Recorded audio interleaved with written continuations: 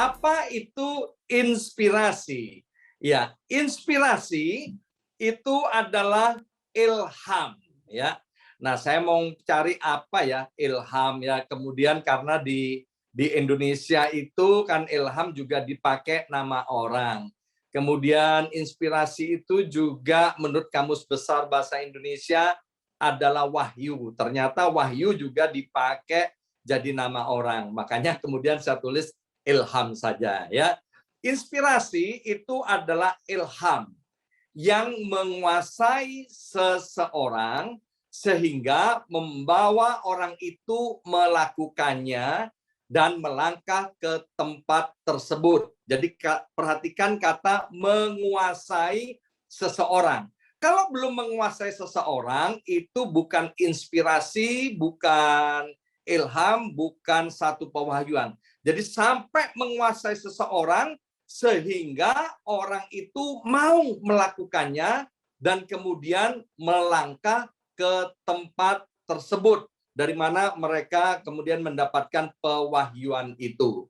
Nah, Bapak Ibu sekalian, waktu saya di Indonesia di kota Surabaya, satu pagi waktu saya masuk kantor, saudara, pagi-pagi benar, saudara, ya, ketika jam kantor baru dibuka, maka teman saya satu kantor, seorang ibu, saudara, dia masuk dan kemudian dia menangis, saudara.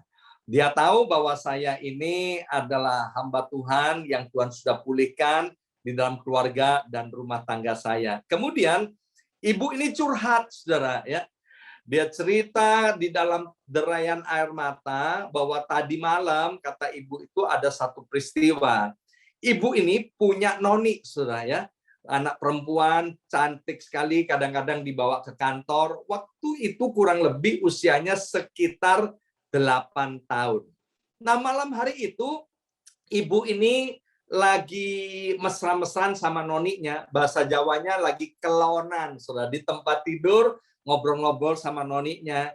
Kemudian ibu ini bilang begini, nih, nanti kalau besar ya kamu jangan lupa sama mama. Ya, kamu lihat nih, mama ini begitu perhatian sama kamu, cinta sama kamu, ya. Jadi nanti ingat kalau besar jangan melupakan mama.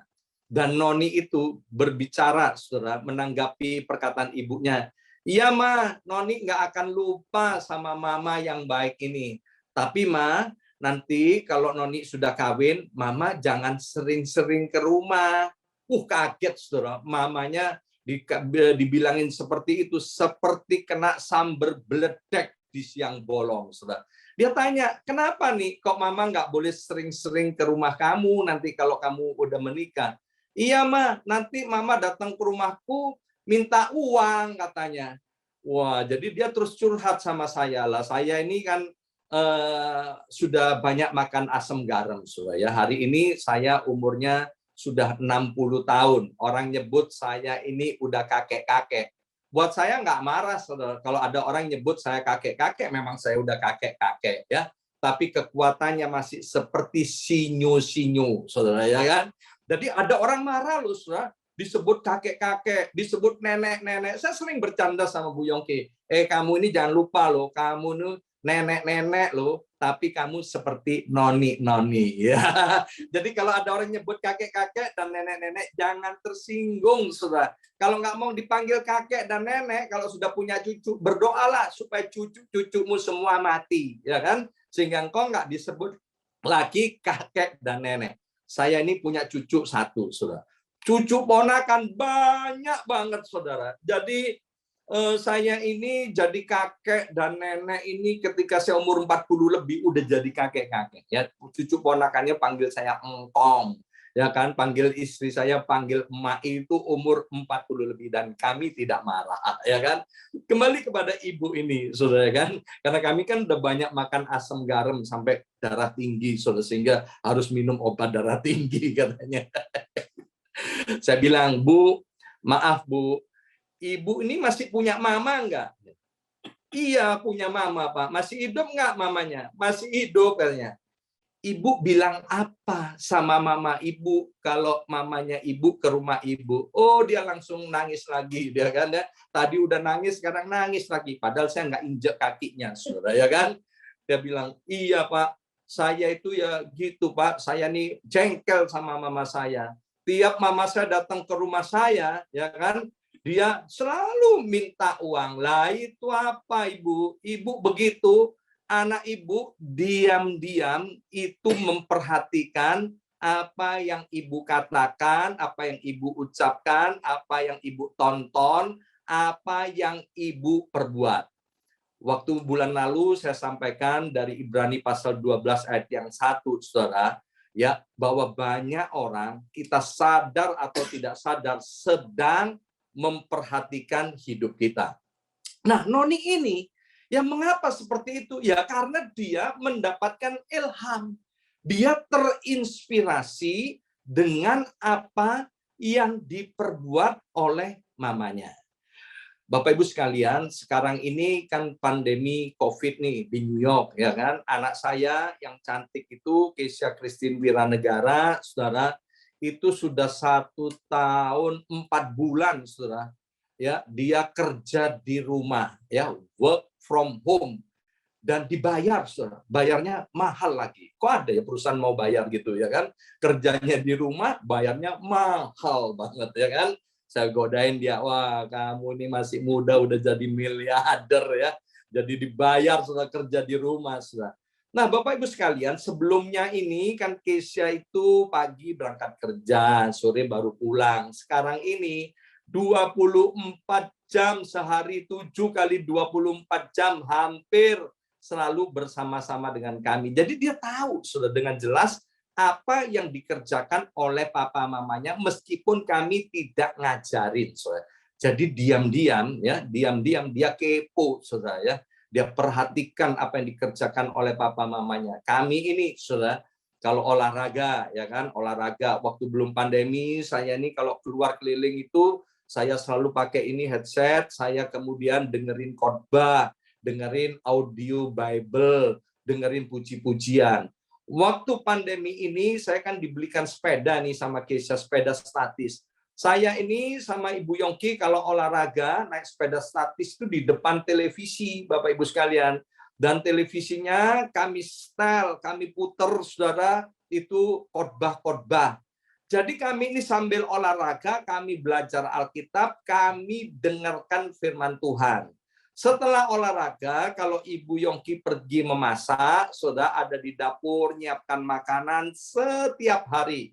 Setiap hari, nggak pernah nggak dengerin lagu-lagu gereja, nggak pernah nggak dengerin khotbah, Saudara. Nggak pernah nggak dengerin Ibu Yongki menyanyi, memuji Tuhan. Setiap hari, Ibu Yongki memuji, menyembah Tuhan, dengerin khotbah, Saudara, ya kan, ikut nyembah. Nah, saya diam-diam, Saudara, ya kan, saya sering dengar Keisha itu bersenandung, ya. Bersenandung itu apa? Nyanyi-nyanyi lagu rohani. Kalau saya masuk ke ruangan kerjanya itu, Saudara, itu yang didengerin apa, Saudara? Yang didengerin juga khotbah, Saudara. Yang didengerin juga puji-pujian. Keisha suka memuji dan menyembah Tuhan. Dari mana? Saya nggak ngajarin, Saudara. Kami tidak ngajarin. Dia mengerjakan semua itu karena terilhami, terinspirasi, ya. Inspirasi yaitu bagaimana menguasai dia sehingga dia melakukan apa yang dia tangkap itu, Bapak Ibu sekalian.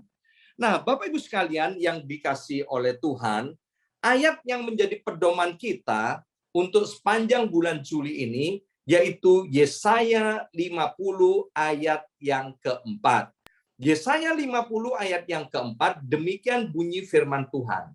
Tuhan Allah telah memberikan kepadaku lidah seorang murid. Bersama saya ucapkan murid. 2, 3, murid. Lebih keras lagi, 2, 3, murid. Saya percaya setiap kita adalah murid-murid Kristus. Supaya dengan perkataan aku dapat memberi semangat baru. Terjemahan lainnya dikatakan menguatkan kepada orang yang letih lesu. Setiap pagi ia, huruf besar, mempertajam pendengaranku untuk mendengar seperti seorang murid. Nah, Bapak Ibu sekalian, yang namanya murid,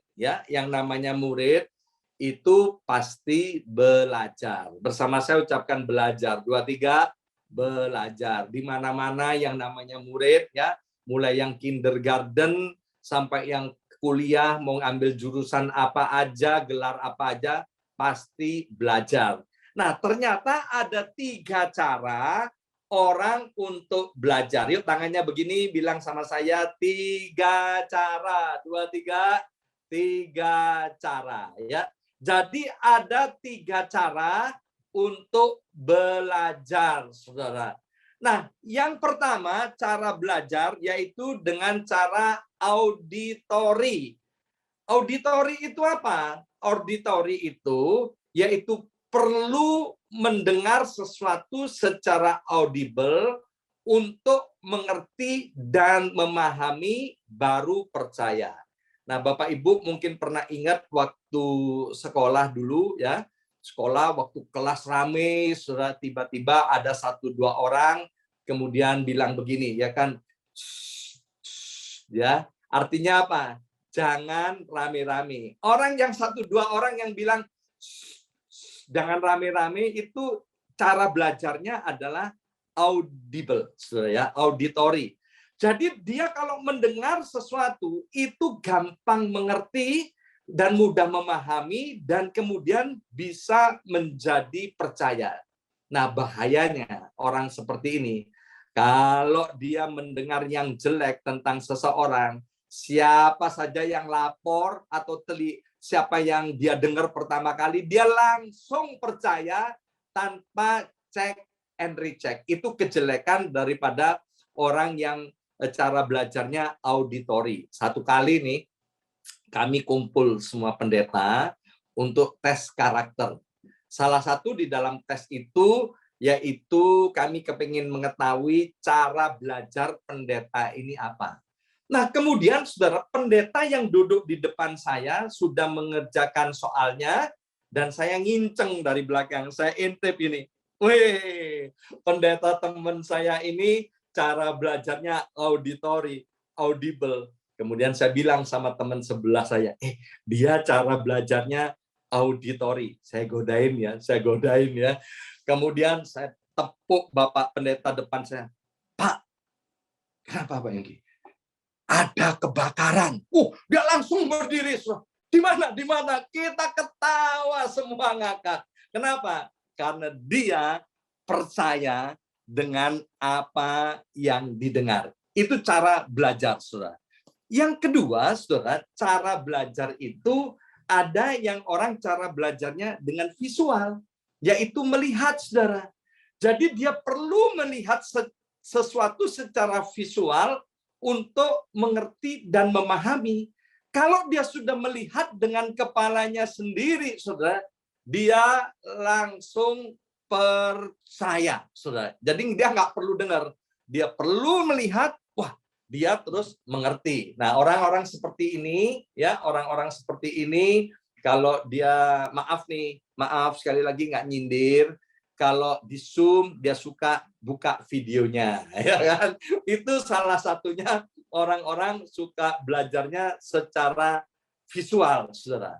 Kalau dia datang ke acara, ya ke gereja, lain sebagainya, dia senang nih lihat orang-orang yang rapi. Kalau pendetanya pakaiannya rapi, ya kan? Dia itu gampang dapat menangkap apa yang diajarkan. Kalau pendetanya kemudian pakaiannya kumuh, meskipun khotbahnya bagus, dia nggak bisa menangkap dengan baik. Karena apa? Cara belajarnya visual. Tapi orang audible, dia nggak urusan, ya kan?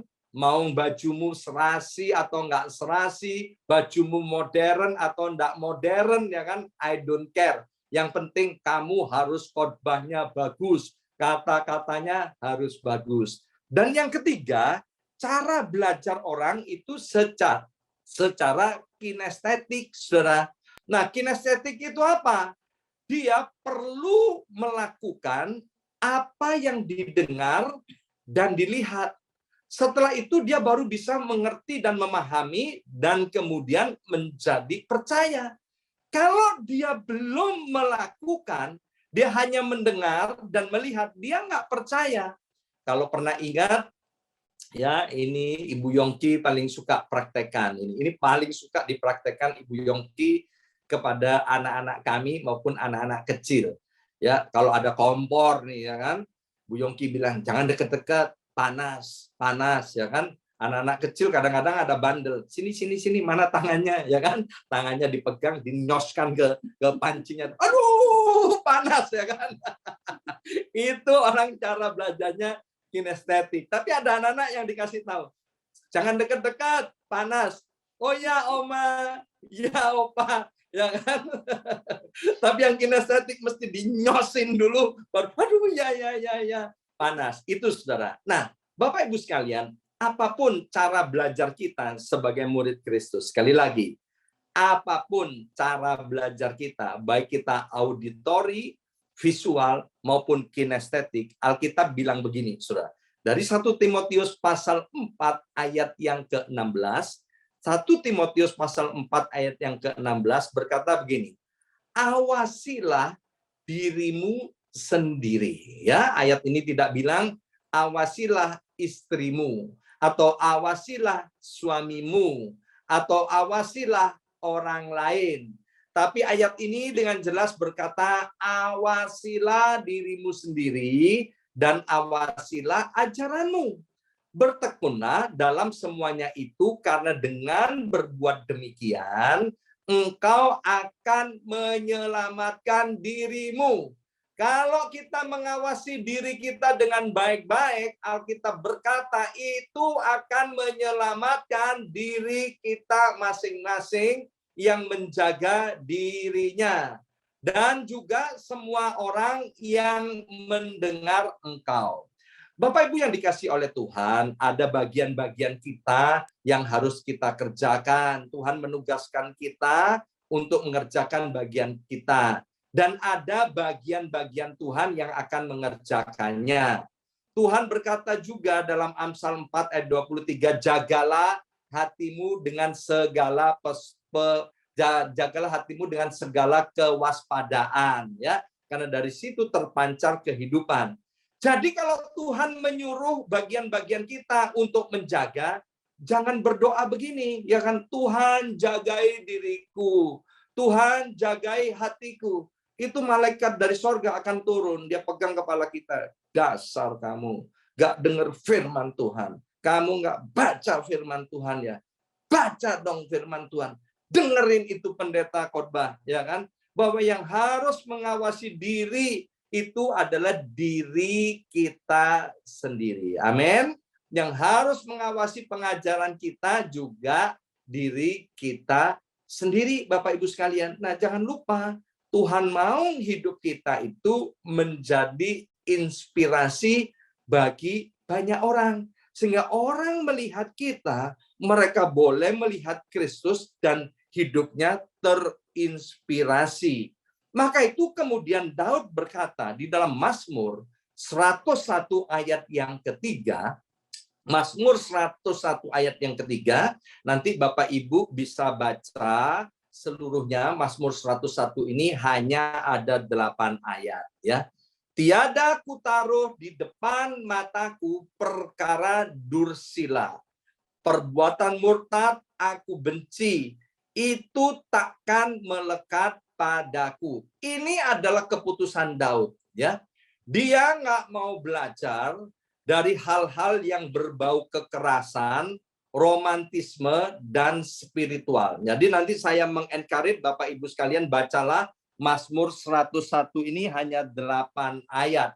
Jadi Bapak Ibu Saudara sekalian, ya, jangan sampai kita yang belajar secara auditori, visual, maupun kinestetik, jangan pernah izinkan yang namanya kekerasan, romantisme, maupun spiritual atau supranatural itu mempengaruhi hidup kita.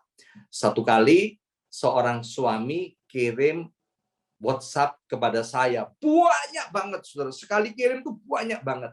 Isinya, WhatsApp itu ditujukan kepada istrinya. Ya kan? Dikatakan begini, aku marah sama kamu, aku tidak setuju begini, begini, begini, begini. Dan singkat cerita, salah satu kalimat dia bilang begini, bahwa aku akan mencincang-cincang kamu, ya, akan mencincang-cincang kamu menjadi 20 bagian. Serem, saudara. Ini orang Kristen loh, saudara, ya kan? Mau mencincang-cincang istrinya jadi 20 bagian. Oh, langsung saya telepon, ya. Di Amerika ini, saudara, kalau kita melihat sesuatu, mendengar sesuatu, harus segera melapor. Saya bilang, ini kamu nggak boleh loh, ini kamu rencana pembunuhan. Dan saya mengetahui rencana pembunuhan kamu. Saya harus lapor ke polisi. Sebab kalau nanti terjadi apa-apa, kamu membunuh istrimu, saya tidak lapor, saya termasuk orang yang terlibat di dalamnya. Ya, saya mau tanya, kamu ini kok mau cincang istrimu jadi 20? Idenya dari mana? Ya kan? Dari drama Korea, saudara. Ya kan? Maka itu kami sekeluarga, kami berkomitmen, udah lama, setelah kami mengerti Mazmur 101, saudara, itu pantangan buat kami di rumah ini untuk nonton televisi, untuk nonton di Netflix channel, untuk nonton di Apple channel, untuk nonton di Peacock, saudara, ya. Kami pantang untuk menonton yang namanya kekerasan, romantisme, maupun supranatural. Believe it or not, ini akan menginspirasi dan mempengaruhi hidup kita. Jadi Pak Yongki nontonnya apa? Ya kan? Nontonnya ya kan olahraga, balap sepeda, ya kan? Kemudian memasak, ya kan Ibu ya?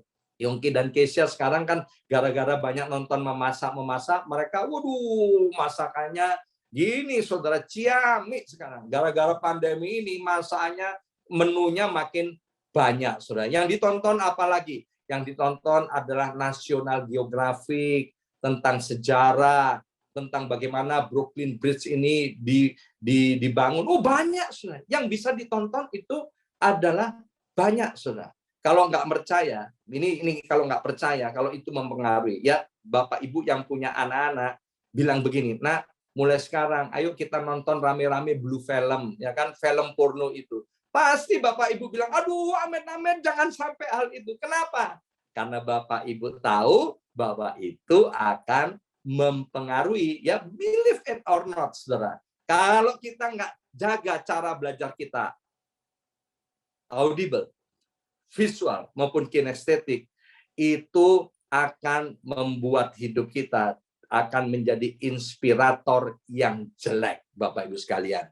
Nah, dari mana inspirasi itu bisa diperoleh? Ya, sekarang kan jadi pertanyaan. Jadi gimana Pastor nih?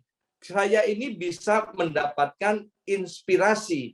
Yang pertama, inspirasi itu bisa diperoleh dari sorga atau dari dunia. Tinggal pilih, Bapak Ibu sekalian. Hidup ini kan banyak pilihan, saudara. Saudara mau mendapatkan inspirasi dari dunia atau dari sorga. Dalam kitab Yakobus pasal 3 ayat 14 sampai 17 itu memerinci, saudara. Inspirasi yang datang dari sorga itu ilhamnya murni dari firman Tuhan. Yang kedua akan mendatangkan damai sejahtera. Dan yang ketiga akan membawa orang taat kepada firman Tuhan dan memihak kepada Tuhan. Ya. Inspirasi dari dunia, ini Alkitab bilang sumbernya itu dari setan. Saya tidak salah mengutip, saudara. Saya udah lihat dari beberapa terjemahan. Inspirasi dari dunia itu, ilhamnya, pewahyuannya itu dari setan. Ya, setan itu bahasa lainnya apa? Iblis, saudara, ya kan? Ilhamnya dari setan, dari iblis. Itu membuat orang egois. Yang penting aku, diriku, dan saya, dan tidak mengenal belas kasihan. Contohnya, ya, yang gampang-gampang aja, sex before married, ya. Sex before married itu idenya dari dunia, ilhamnya dari iblis. Meskipun katanya I love you, aku cinta padamu, isinya apa? Tidak taat akan firman Tuhan. Isinya apa? Egoisme. pemuasan diri sendiri. Isinya apa? Tidak mengenal belas kasihan. Yang penting adalah aku, diriku, dan saya, seksnya bisa dipuaskan. Itu sedikit contoh aja, saudara. Ya. Jadi kita tinggal pilih mau inspirasinya dari sorga atau dari dunia. Yang kedua, inspirasi itu bisa didapat dari pergaulan. Maka itu kita harus hati-hati dengan pergaulan kita. Karena di 1 Korintus 15 ayat 33 dengan jelas berkata, janganlah kamu sesat, pergaulan yang buruk merusakkan kebiasaan yang baik. Jadi inspirasi itu bisa datang dari pergaulan yang baik maupun pergaulan yang buruk. Bapak Ibu sekalian yang dikasih oleh Tuhan, punya satu musuh itu more than enough. Punya satu musuh itu lebih daripada cukup, saudara. Tapi punya 1000 kenalan itu kurang, saudara. Ya, punya 1000 kenalan kurang. Kalau bisa punya kenalan yang banyak banget. Saya tinggal di komplek ini, saudara. Ada beberapa tetangga bule saya, saudara, di depan rumah namanya Bapak Andi Parpes. Di sebelah rumah saya ada namanya Michael, sebelahnya lagi ada namanya Ibu Luciana, saudara. Ibu Luciana ini usianya 94 tahun, saudara. Ya, 40 tahun. Itu kenalan saya semua, saudara. Itu kalau hari Natal dan hari Paskah, dia selalu telepon, Yosua, Yosua, ayo kamu datang ke rumah saya. Ini saya ada bingkisan untuk kamu, ya kan? Ujuk-ujuk, saya datang ke rumahnya, saya terima hadiah dari dia. Pertanyaannya, apakah saya pernah bergaul sama Ibu Lucia? Nggak pernah, saudara. Nggak pernah. Kalau libat, hai Lucia, how are you? Apa kabar? Aduh, kamu tuh luar biasa. Umur 94 tahun, tapi masih energik. Ya udah itu aja, saudara. Basa-basi, saudara, ya kan? Di depan rumah saya, Pak Andi Parpes, halo Andi, ya kamu ada di sini. Sebelahnya Michael, halo. Kemarin hari Jumat ya. Ya, kemarin hari Jumat, saudara. Sekarang kan hari Minggu. Kemarin hari Jumat, saudara, udah doa pagi nih, udah doa fajar. Tiba-tiba Pak Andi Parpes tuh telepon saya. Yosua, Yosua. Oh ya, kenapa Andi? Kamu nggak tahu ada pengumuman? Enggak, pengumuman apa? Itu nggak boleh parkir di depan rumahmu sekarang, ya, karena jalan ini mau diperbaiki. Oh ya, thank you Andi, cepat kamu keluar, mobilmu mau ditoweng katanya. Jadi saya cepat-cepat keluar, saudara. Mobil towengnya itu udah mundur, saudara. Mau toweng mobil saya. Pak Andi Parpes cepat-cepat keluar dari rumahnya, dia teriak-teriak sama tukang towengnya, jangan ditoweng, jangan ditoweng. Nah itu gunanya punya kenalan. Pertanyaan, saya bergaul sama Pak Andi Parpes? Enggak, saya enggak bergaul sama dia. Saya cuman kenal, halo, ya kan? Kemudian sebelah yang namanya Michael, saudara, dia bilang gini, Yosua, Yosua, tamanmu itu jelek banget. Terus saya bilang, iya Michael, saya ini enggak ngerti. Saya dari dulu juga enggak ngerti cara tanam-tanam, juga enggak suka tanam-tanam. Yosua, mau enggak aku tanemin bunga tulip rumahmu? Kamu bener nih, ya kan?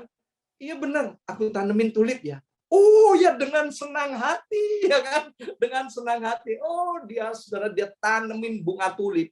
Bulan April kemarin, ketika musim tulip, saya nggak perlu ke kebun tulip, saya nggak perlu ke Belanda, saudara. Itu tulip di depan rumah saya banyak, saudara. Dia tanemin puluhan tulip, saudara, ya kan? Nah sekarang kan tulipnya udah layu, ya kan? Dia bilang, Yosua, Yosua, tak bersihin ya tulip yang layu, saya ganti bunga yang lain. Loh saya ini cuman kenal sama dia, nggak pernah ngobrol, cuman halo Michael, apa kabar? Oh dia tanemin sekarang di rumah saya, merah dan putih. Saya bilang apa maksudnya ini Michael? Bunganya merah banyak soal depan ini. Iya kamu kan Indonesia, ya kan? Ini bendera Indonesia, merah dan putih. Ah boleh juga kamu, ya kan? Itu gunanya punya kenalan sebanyak-banyaknya. Bergaul adalah hangout bersama, curhat, ya kan, sering WhatsAppan, sering SMS, ya kan, mencurahkan pikiran. Itu saudara, kalau kita nggak hati-hati, itu akan sangat mempengaruhi hidup kita. Kalau kita pergaulannya buruk, itu akan merusak kebiasaan kita. Itu akan menginspirasi kehidupan kita. Dan yang terakhir, Bapak Ibu sekalian, Ibu Yongki udah colek-colek, sudah lebih 6 menit katanya. Ya, Saudara, ya kan? Nah, yang terakhir, Saudara, Mazmur 101 ayat yang ke-6, mataku tertuju kepada orang-orang yang setiawan di negeri supaya mereka diam bersama-sama dengan aku. Orang-orang yang hidup dengan cara yang tak bercela akan melayani aku. Jadi yang ketiga, Bapak Ibu sekalian, inspirasi itu bisa diperoleh dari orang yang kita cintai, orang yang kita hormati, atau orang yang kita kagumi. Ya, kita sering meniru orang-orang Saudara yang jadi idola kita. Kita meniru cara ngomongnya, cara bicaranya, cara pakai pakaiannya, Saudara. Itu semua karena kita mengidolakan mereka, mencintai mereka. Tetapi 1 Korintus pasal 13 ayat yang kelima berkata begini, kasih tidak menyimpan kesalahan orang lain. Jadi kita itu bisa terinspirasi dari orang-orang yang kita benci, Saudara. Ya, jadi orang-orang yang kita enak, Saudara, melihat hidupnya, Saudara, itu bisa menginspirasi hidup kita, Saudara. Ya, maka itu Alkitab bilang begini, berapa kali musuhmu, orang-orang menyakiti kamu, kamu harus mengampuni mereka. Ya, itu bicara tentang apa? Kasih tak bersyarat. Sebab kalau kamu tidak mengampuni mereka, itu artinya kamu sedang menyimpan kesalahan mereka. Sekali lagi, kalau kamu tidak mengampuni orang yang bersalah kepada kamu, itu akan menyimpan kesalahan mereka. Dan kita hanya bisa membagikan apa yang kita simpan, apa yang jadi milik kita.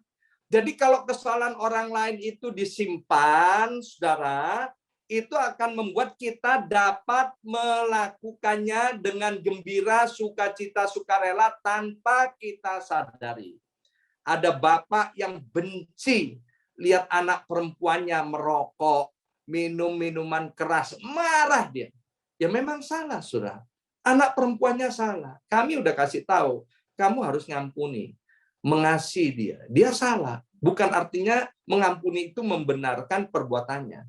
Tapi ketika bapak ini marah, tidak bisa mengampuni, maka bapak yang tidak pernah merokok ini kemudian jadi merokok dan kemudian apa? Minum minuman keras. Jadi kalau kita kemudian benci dengan seseorang yang kata-katanya nyelekit, melukai kita, sudah, kita harus mengampuni. Kalau kita tidak mengampuni, sadar atau tidak sadar, nanti mulut kita akan keluar kata-kata yang nyelekit dan nyakiti. Kalau kita benci kepada papa kita, kepada mama saya, kepada mama kita, saya ini punya papa, sudah kan tidak setia. Dia sering menyakiti mama saya. Ya, saya melihat dengan mata kepala sendiri bagaimana papa saya menyakiti mama saya. Saya lihat sendiri, Saudara. Dan saya nangis kalau papa saya menganiaya mama saya, Saudara, ya kan? Diam-diam saya menyimpan kesalahan daripada papa saya, Saudara. Tidak saya sadari. Kemudian saya melakukan dengan gembira, sukacita, sukarela tanpa ada yang mendorong kesalahan yang diperbuat oleh papa saya. Maka itu hati-hati. Kita harus taat kepada firman Tuhan, harus mengampuni orang-orang yang bersalah kepada kita. Kalau kita sebagai pendeta, kita nggak senang dengan gaya khotbah seseorang, ya kan? Nggak senang, enak kita lihat gaya khotbahnya seseorang. Ini buat para pendeta, ya kan? Ayo ampuni, jangan simpen enaknya itu. Nanti kamu khotbahnya akan persis dengan pendeta yang kamu enak di dalamnya, ya kan? Maka itu Alkitab berkata, kasih itu tidak menyimpan kesalahan orang lain. Anakmu salah, ampuni. Orang tuamu salah, ampuni. Pendetamu yang gondol ini salah, ampuni. Ya, sebab apa yang kamu tidak suka dari orang-orang yang kamu benci, nanti kamu akan melakukannya. Karena itu akan menginspirasi hidupmu. Kesimpulan, inilah yang mau saya sampaikan kepada Bapak Ibu sekalian, ya, yang kita akan kemudian renung-renungkan bahwa kita harus mengawasi diri kita sendiri. Awasi ajaranmu. Jadilah inspirator yang memuliakan nama Tuhan dengan cara memberi semangat dan menjadi berkat bagi orang lain. Amin.